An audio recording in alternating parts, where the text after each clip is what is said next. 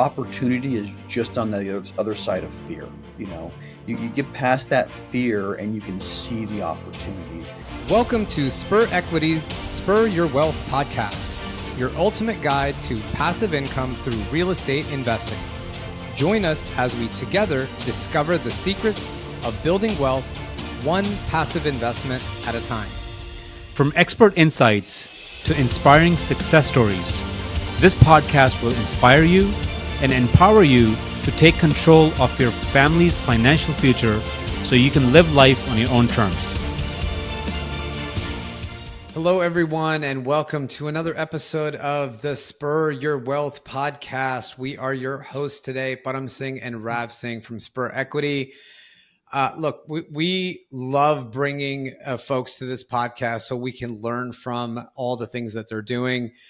We had an opportunity to connect with our guest today, Brian Briscoe, through LinkedIn, through all of our social media connections. We actually, Rav and Brian have done a social media challenge on LinkedIn, and that's how they connected. But we're doing a lot of the same things, similar things, but with anything in real estate, even if you're doing things in the same realm, there are tons and tons and tons of things that we can learn from each other. So that's why we have Brian on our podcast today. Brian is the founder of Streamline Capital Group. They invest in apartment complexes in the Salt Lake City area. Owns 1,500 plus multifamily units all across the United States. He's a multifamily coach. He's a mentor. He's a director of the educational community called the Tribe of Titans. And he hosts his own podcast as well. So we're really excited to have Brian on our show today. Brian, welcome. Hey, thanks, Param. I very much appreciate you for having me on the show. Excellent. Well, great, Brian. I mean, I gave a little bit of intro, but there's so much to unpack there. So I know that you've, your background is military. You're retired U.S. Marines. Thank you for your service.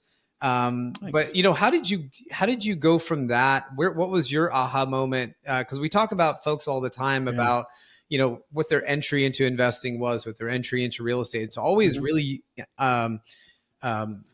interesting to find out kind of what that aha moment was. But kind of tell us a little bit about your journey from the Marines into real estate and investing, and then now ultimately teaching and coaching other folks to do the same thing.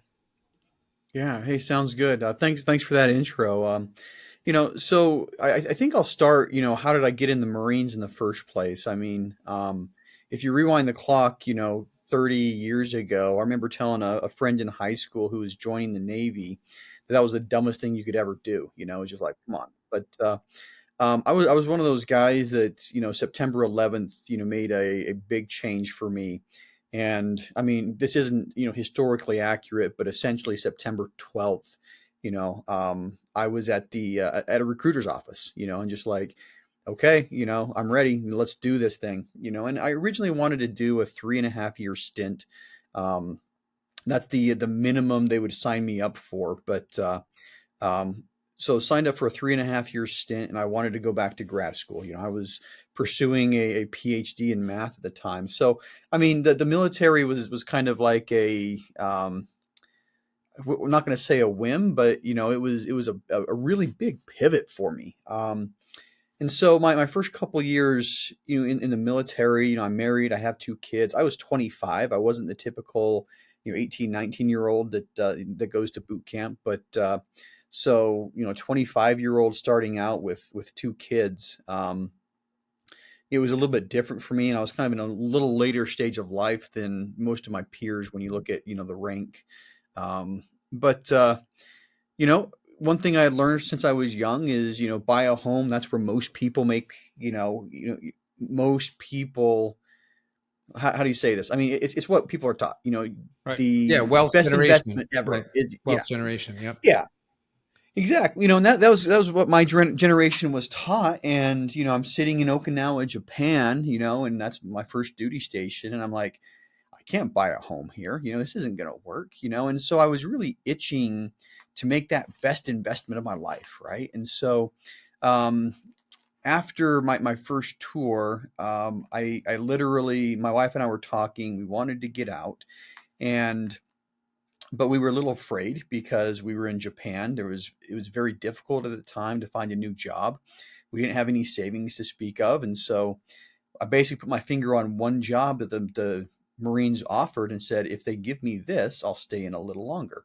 And lo and behold, that's exactly what they gave me. So, must have been meant to be. But we ended up in San Diego in 2006. And at first I was excited. I'm like, okay, we're gonna buy a house. This is awesome. We're gonna start building wealth.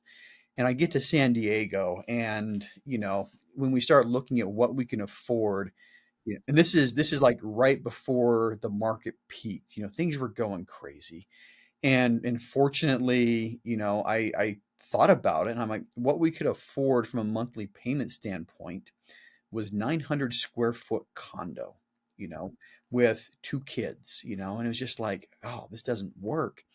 And for the same price, we could rent a four-bedroom house, with a yard and on all the trimmings. And so very reluctantly, that's what I did. But we started looking for investment properties. And I said, okay, what's the next best thing? Maybe I can buy a house, rent it out, and still build the equity. So we ended up buying a house in my, well, it was it was from my father-in-law. We were looking for a house in my hometown, which is Salt Lake City.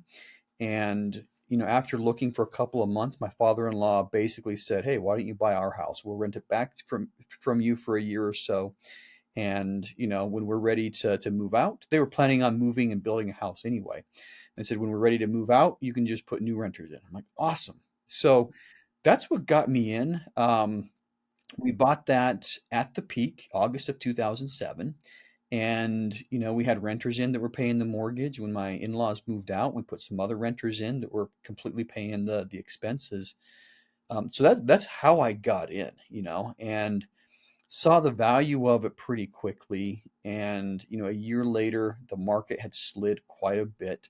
And so we bought our second house a year later in San Diego, actually. Lived in it for about a year and a half, and then when we moved, turned it into a rental. But that was the start. Um, Fast forward, 10 years, I was still active duty. We had picked up one more house, and I wish we had picked up more, but three was the number. But I had seen the value, I've seen the equity, I've seen the cash flow, and I'm like, I want to repeat this. I want to keep doing this. Um, and the idea of buying, mini houses per year. I mean, each one of the houses was only cash flowing like a couple $100 a month, and so, what does it take to make a difference? And the answer was too many houses. Um, that's what got me thinking about apartments. It was just like, okay, if I can figure out, at first it was, if I can figure out how to buy a duplex or a fourplex, and eventually that way of thinking started getting me looking at the sixes and eights and 12s and, the larger stuff. Um, and then finally I realized that I didn't know what I was doing, and I hired a coach, somebody who I had followed. They had a podcast, and their podcast was their marketing tool.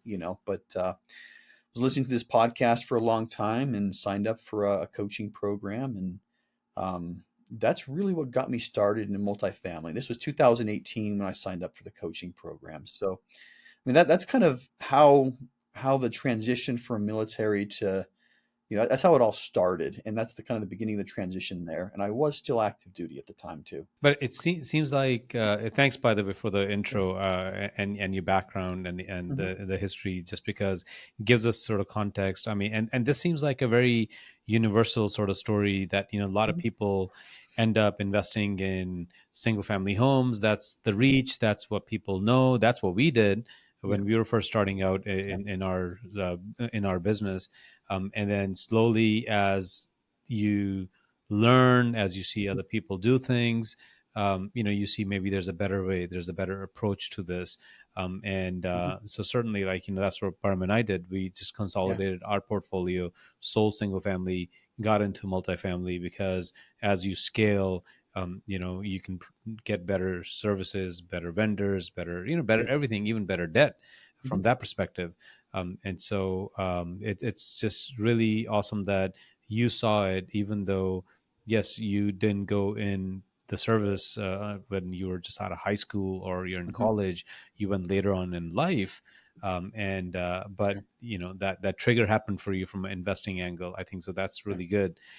So when you were doing that, and when you thought of scaling and hiring a coach, what was that mindset? I mean, why did you need a coach? Couldn't you have figured things out on your own?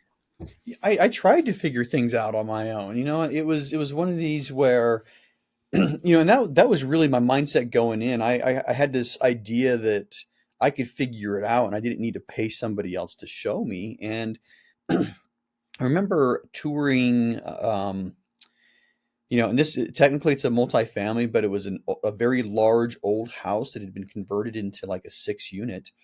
And I remember that there was a week where I had off, and I started touring everything that was kind of in that 600 to $1 million range, and that, where I was touring the properties, at the time that was like 5 to 10 units, right? So I remember walking in this, and the broker who was, selling the property was making a bunch of recommendations. He's like, you probably should fix this and you should probably do that, and if you're looking to rent it, you need to do this. And I walked out of there thinking, wow, that's a lot more than I had kind of bargained for.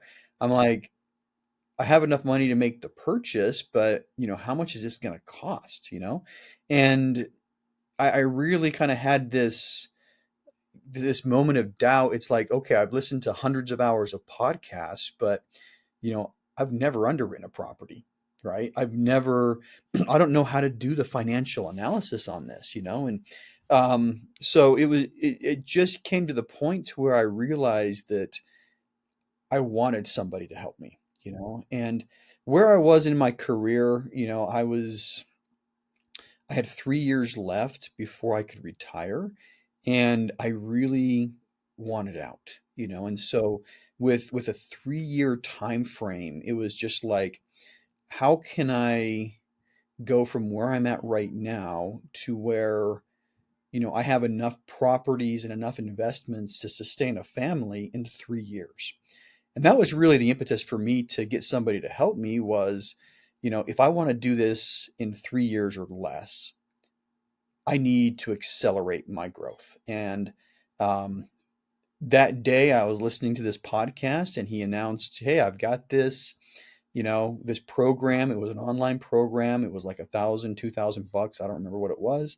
Um, Pulled out my credit card and bought it that day, and started going through his online content. And, a couple weeks later, he said, I've got this big conference, that I'm putting together, and it's in Washington, D.C. And I'm like, that's where we're moving. We're going to be in Washington, D.C. And so, 2 months later, I showed up at the conference, and, it was, I basically fell into his funnel, but it was exactly what I was looking for. Yeah, but And it's because great. you were looking for it, right? I mean, because you were Yeah. looking for it, you had Yeah. that keen insight. Lots of people just think they can do it on their own, and no doubt, people may be able to do it on their own. Time, it might take them a long time, but that's why we have coaches. That's why we have teachers. That's why we have guides, so they can make things a little better, a little easier, a little streamlined. And so I think it's great that you did that, because there's value to it, right? Yeah, you got to pay for education. I went to college; it wasn't free. I paid to get education, but really my education started when I actually started doing the work itself. So after getting my degree, whatever I was doing, really, I just knew the theory of it, but the practicality of it was when I actually physically dived in, Yeah. and really started learning from it. Yeah. And most coaching programs, I've been on the fringes of a lot of coaching programs. I mean, this is 2018 when I joined this program. A couple years later, they asked me to be a coach for the program itself, the same program. I didn't do it for lots of reasons, but I've kind of been on the fringes of a lot of coaching programs, and I think your point's exactly right. Most of the coaching programs are aimed at helping you get your first deal. That's the biggest barrier to entry right there. but I think you nailed it on the head. The biggest education comes after you close on that first deal. Folks need to have two things in mind, and I think you did it really, really. You kind of said it eloquently. One is figure out your why. Why do you want to do it? A lot of people have this idea like, oh no, I should be investing, I should be doing real estate, I should be doing this. They have this should stuff in theory in their head because they hear it a lot. But what is the why? What is your why? Because my why is going to be different than your why. It's going to be different than everybody. There's no one size fit all with it either, right? So you have to define your why yourself. And the second thing that you did, I love, is that you set a goal. You said, hey, in 3 years, I need to be in this place where I have income and I can support my family and all of that stuff. Like that's really the important second step. And then the third is figuring out, all right, how do I get there? Right. And that if I need to be accelerated, then a guide, a coach, somebody's going to allow us to do that. And the thing I love about real estate is that there is so many people that are willing to give free content and free education, just like these podcasts and your podcasts. But if you want to really accelerate that growth, mentorship programs, things like that do absolutely help. And I love right behind your head, I love the quote right there, verb, right? The most important word. What is it? Hustle. All right, awesome. So the hustle, or I would even say, any verb, right? It's all about action, right? As soon as you take action is when the education happens, the thing that that you're actually moving towards that goal. It's got to be action oriented. You can't sit at the sidelines and say all the stars have to align before I take my first step. That first step is going to be the hardest, but once you take it, the second one is going to be easier, the third one's going to be easier. And so people sometimes are paralyzed at just taking that first step. And we try to at least inspire others that, look, you're going to learn by doing, right? And so whether it's being a passive investor in some deal or trying something out, on a low risk standpoint, or jumping all in, you're going to learn along the way. And so that's one of the things. Take a calculated risk, take an educated risk, but you're going to learn by doing. And so, it Yeah. seems like you did that, and kudos to you on not only executing it for your family, but now giving back and being a coach and a mentor to others, so you can enable them to do the same thing for their why, Yeah. right? Absolutely, absolutely. And I mean, my why is what drove me, and the reality is I had made a goal. I bought my first single family home in 2007, and I had made a goal to keep on buying houses and to be financially free by a certain age, and that never materialized. The age for me was 40, and I jumped into multifamily. I think I got started the coaching program when I was 42, right? So a little later in life than I would have wanted to. And I look back at that frequently. I'd made the goals, I'd put the deadline down. What was the difference? I didn't have a burning why. I didn't really have that fire and that deadline. It was just kind of like this nice idea. It's like, yeah, by the time I'm 40, we're going to be, millionaires, and, we're going to have a lot of passive income coming in. We're going to have a real estate empire that I'm going to slowly build between now and then.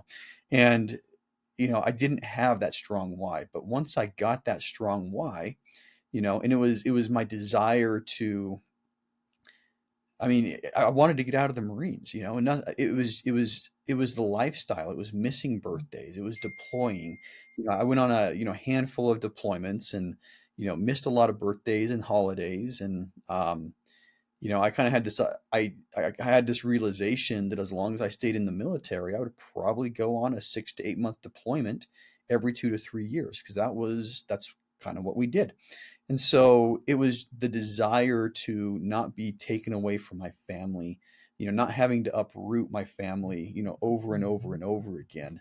Every time they tell me I have to move. And so that's really what started working on me. And that's really the impetus. It was just like, hey, look, if I keep on doing what I'm doing, I'm going to have to keep on reliving these situations. And that just tore at my heartstrings. We had a daughter. We moved her in the middle of her high school years, and it didn't, it really didn't work for her very well. And I didn't want to put her through that again. It was just kind of like anyway, that was my why. And if it wasn't for that why, like you brought up, I don't think I ever would have, I'd probably still, I'd be a colonel somewhere in the Marines still and still doing that job. Yeah, yeah.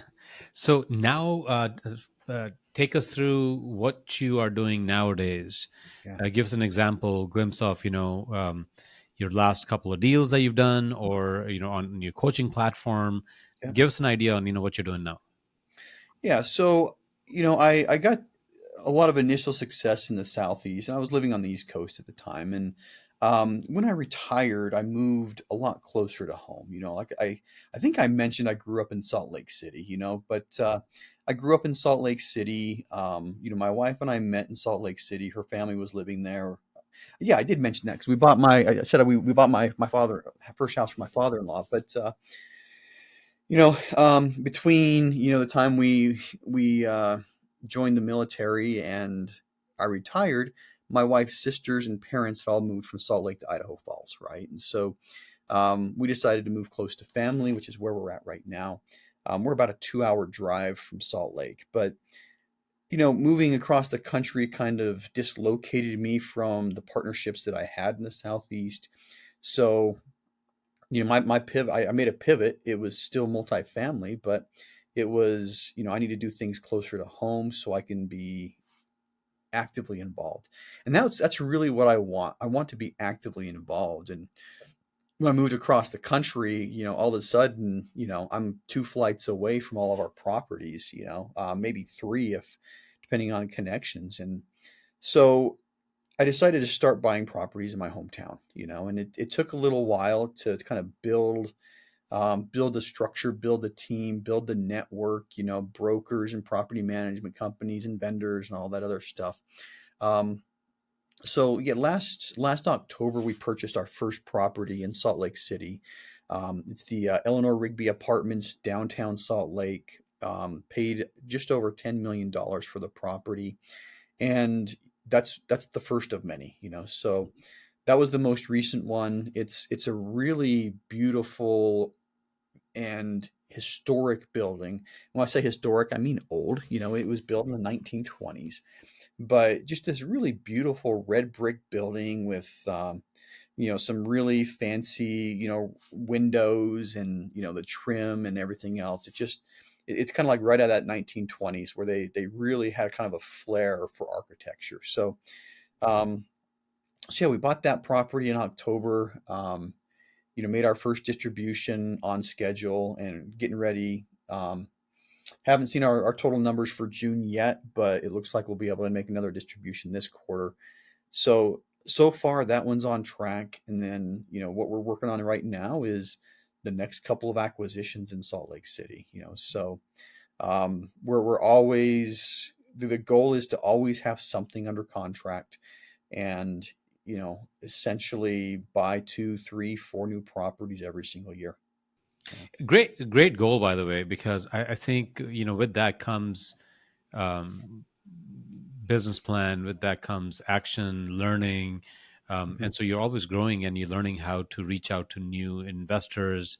And I'm assuming you are syndicating, so you have passive Mhm. investors that are Yep. investing with you guys. Since you did mention that you're Yeah. distributing, is that the structure that you use right now?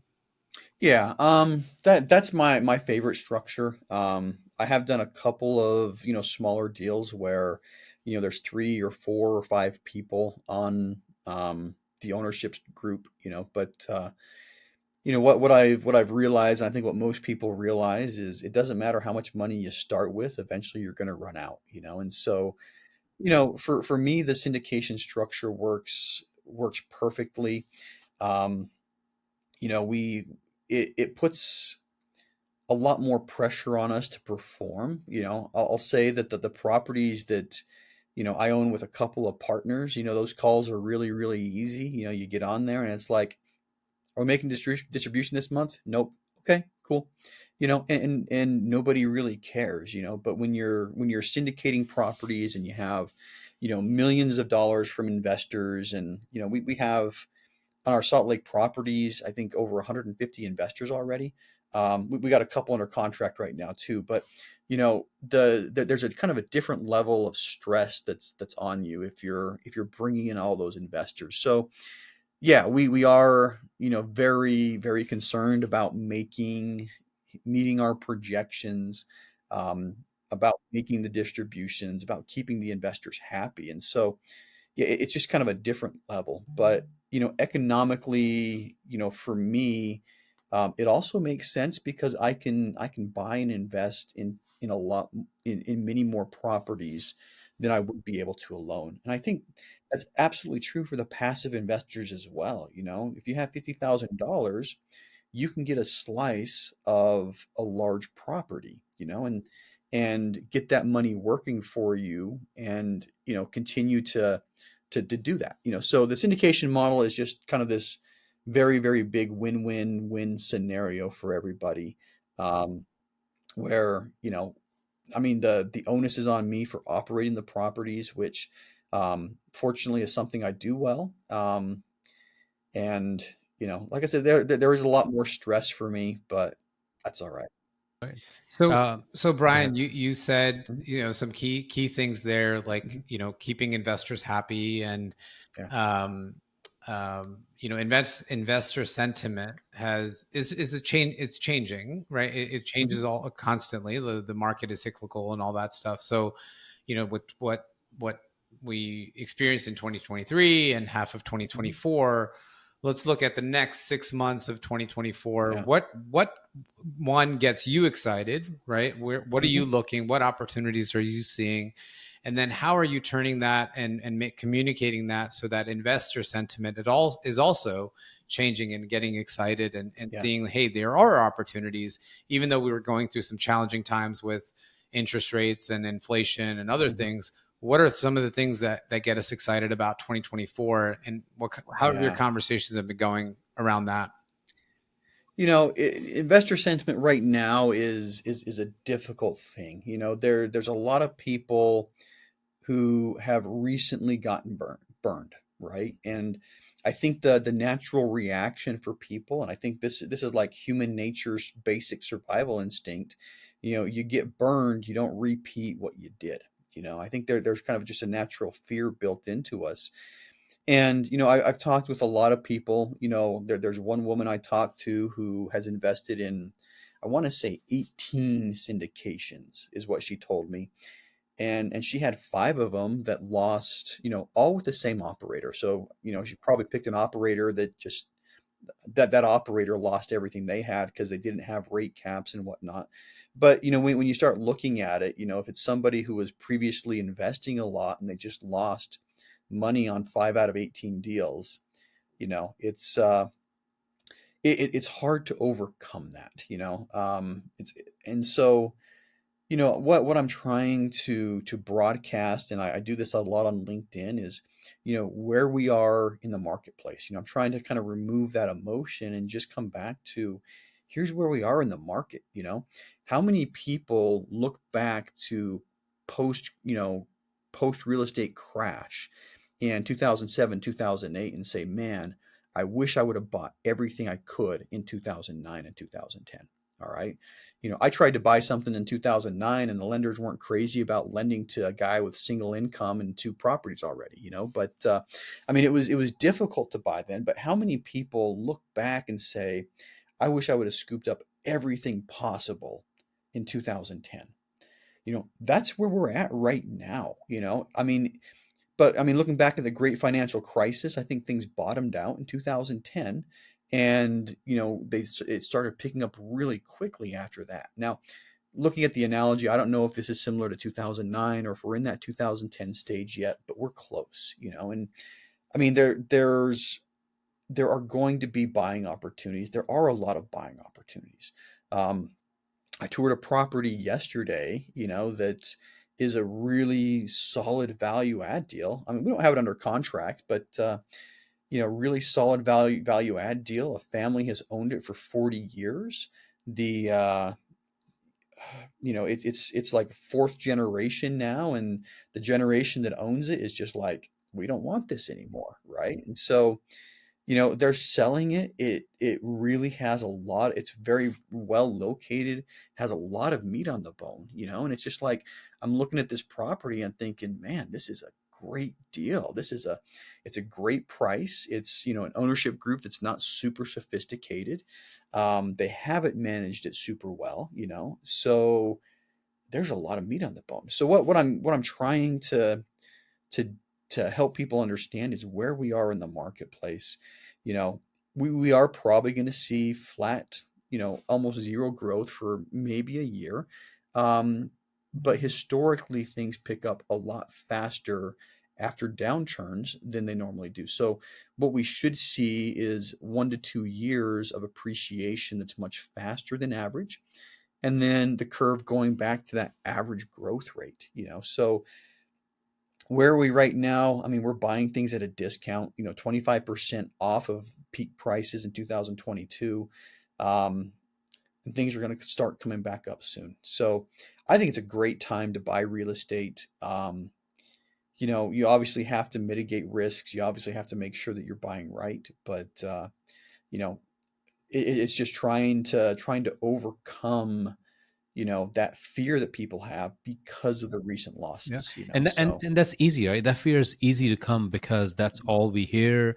TV does a yeah, horrible job of just showing us negative, negative, negative, right? And so it's something that's real. It's something that's in front of us. But I love what you just said that historically, if you look back, right, you just look at the data. I mean, we all mhm, have data at hand, lots of information out there. So if you go back the last maybe even 25, 30, 35 years in terms mhm, of the history of the country and seeing the ups and downs in the market itself, you'll see at the end of the day, the market never does this, right? yeah, But never does this also. I mean, there are peaks and valleys are mhm, always there, but if you kind of take a macro approach to this and look at it, yeah, you'll see there's a consistent line, which is a growth line that keeps on yeah, going up. So I yeah, agree. I think, Parman, I also believe that this is a buying opportunity. This is the right opportunity, but it's also the time for diversification because what was working 2, 3, 4, 5 years ago, maybe that needs to pivot, that needs to change a little bit. And I also love the fact that if it ain't broke, or if it's not, if it's working fine, don't break it, right? Keep on doing. But yeah, at the end of the day, we have to analyze and we have to keep on looking at newer ways, diversifying ourselves to make sure that yeah, our capital and our investors' capital is safeguarded, right? And so, but at the end of the day, yes, is this an mhm, opportunity today? yeah, Absolutely, 100%. yeah. And what I'm looking for, what I want more in the future, like how I'm structuring our deals is I want flexibility on the exit. I mean, what's everybody expecting? Everyone's expecting interest rates to come down. All right. When interest rates come down, I think that's going to be the signal that triggers, a lot of this equity, a lot of this dry powder people are talking about to flood the market, which is going to make prices go up. I mean, just interest rates coming down is going to flood the market with more capital because more people are buying. And the more capital that goes in, the faster prices are going to go up. It's a supply and demand thing. Okay. Um, so when the properties we're purchasing right now, what we want is that flexible exit so that, I mean, let's say 2 years from now, rates are 2 points lower than they are right now. If we have a property that's performing amazingly well, we can refinance out of our 6% debt into 5 or 4% debt and, make that cash flow even stronger. So if prices really jump a lot, so 2 to 3 years from now, let's say, prices are 20% higher than they are right now or 30% higher than they are right now, maybe we'd want to sell. And so we're structuring things, and this mainly has to do with debt, so that we can exit and have options, and so that's kind of where I'm looking at right now. We plan to hold our properties for 10 years or so to give us time for the market to rebound. We don't know how long it's going to take, but like you were saying, Rav, is you look at history. The further you step back, you don't see those ups and downs. You see a straight line going up. The further you step back, you may have to kind of close your eyes and squint a little bit. But that's what happens. So yeah, right now we're looking, we're underwriting things. Hey, can we make this work for 10 years? And if we can make it work over a 10-year period, now we start looking at, okay, how do we maintain flexibility in this deal so that we can sell and refinance in 3 years if the market conditions allow us to. And that's how we're structuring things right now. It's kind of the, expect the best, but, plan for the worst approach. And if it takes a long time for the map market to recover, well, we've already planned for it. We can hold 10 years. If the market, picks up really quickly and we see a lot of appreciation in the next couple of years, well, we can sell or do a cash out refinance. But the point is we have the options. And I think, that's what really signals a very seasoned sort of, from an operations standpoint, that if we can adapt, to a changing market on the short term, but plan for the long term, that's where you want to be. That, hey, we can carry this. And again, commercial real estate, income generating real estate, if you're modeling it properly, it can do that, has that longevity. What we saw in 2008 with commercial real estate, we hardly had a foreclosure rate on the commercial side in 2007, 2008. And even with single family, because you had tenants, you were like, let's ride the wave. It's fine, right? I'll be whole on the other side. If I can manage that and cover expenses, we're all good. But we have to have that adaptability to be able to be like, all right, I need to be making a decision on what the market says today, right? So if 2 years, 3 years, the market's great, yeah, that's a sell opportunity. If it's not, then hey, we'll hold it longer. So I love that, the adaptability of an asset and the team behind that asset is really going to determine success, right? In any sort of cyclical market that on a short term. But yes, as you said, on the long term, we know that we're in the right space, and so that's really the confidence level that we have while we're staying in this space on the long term. This has been a really enlightening conversation, Brian. I know that our listeners are getting a lot out of this, really just from, again, when we're talking about fear and we're talking about opportunity, both of those come hand in hand. And so I really appreciate you putting a very poignant, kind of clarity on that. Hopefully some of our listeners are getting that message and reinforcing that message. So I really appreciate you going into a little bit of that detail. So as we kind of round out the episode here, Brian, two things. I want to, one, ask for a little bit of words of wisdom, kind of final thoughts from you for our listeners that may be either seasoned investors or maybe on the fence of doing something in the real estate arena. And then secondly, I know that, folks would want to continue their conversation directly with you potentially. So what's the best way for our listeners to get in touch with you directly, if you wouldn't mind? Yeah, there's something that I have as a tagline on LinkedIn. It's always, don't wait to buy real estate, buy real estate and wait. I think right now opportunity is just on the other side of fear. You get past that fear and you can see the opportunities, and there's plenty of them out there. So, now is as good a time, probably the best time I've seen I've been doing this for 6 years now. So best buying opportunity I've seen in 6 years is right now. So don't wait to buy real estate or don't wait to invest in real estate. Invest and wait. So that's my words of advice. As far as where to connect with me, LinkedIn is by far the best way to connect with me and have a conversation. If you hit that connect button, I do send messages out to everybody. The first message is, cut and paste. Everybody's going to get the exact same first message, but after that, we can start a conversation.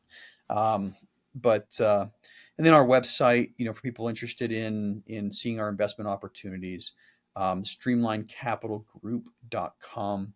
And there's a link, or there's a form to fill out to get on our investor list. And once you fill out the form, we'll automatically email you a link to get on my calendar to talk with me. So you want to invest, head to streamlinecapitalgroup.com, fill out the form. You want to follow me or, start a conversation, connect with me on LinkedIn. Awesome. Thank you so much, Brian. And I love that second quote, opportunity is on the other side of fear. I love Yeah. that. So I'm sure somebody else said it first, but yeah, that's what came to mind. but those So, yeah. that's wonderful. I mean, that really paints a great picture. So and goes back to the Warren Buffett quote of Mhm. when people are fearful, be greedy. When Yeah. people are greedy, be fearful. So here, everyone's standing on the sidelines. So Yeah. there's opportunity to be had, and there's less people looking for those opportunities. So there's definitely something in the horizon here. So. But again, thank you so much for sharing your time, your story, with us and our listeners. I really appreciate you taking the time, and I got a lot out of it. I'm sure our listeners Absolutely. got a lot out of it. So really appreciate that. All right. Well, thanks, guys. Very much appreciate your time. And yeah, this was fun. Great. And for our listeners, thank you for tuning in to this episode of the Spur Your Wealth podcast. And again, we are Param Singh and Rav Singh from Spur Equity. Remember that your journey to financial freedom begins both with knowledge and action, where knowledge is power. But action is superpower. So until next time, happy investing.